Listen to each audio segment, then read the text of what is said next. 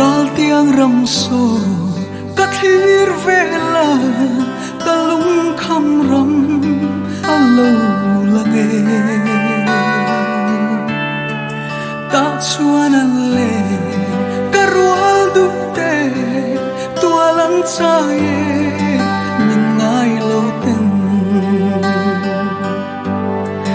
lai pia ram so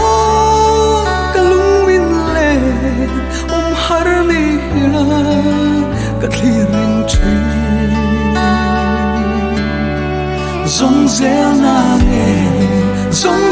na nge kan zen na tu saleng ko pui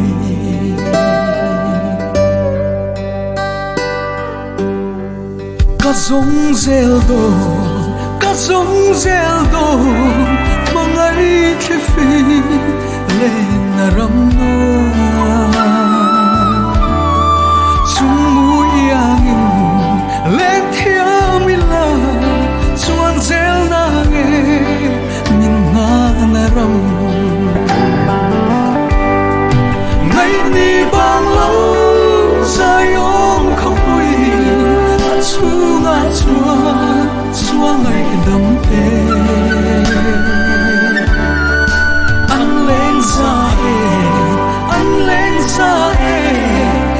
na khopui kot lai a chuan Zion la ne ka then hun chuan ka khwal zin kong ka shil langa ka va vai na lui dung reng hi a sei to lo ka pan sel do sa tuan khi fi lên ram no mun phim đầy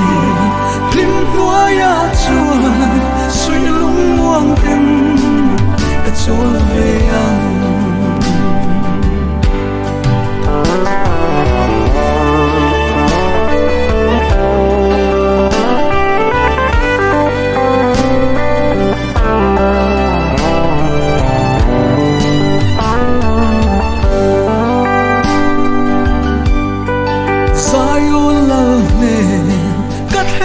hun chuan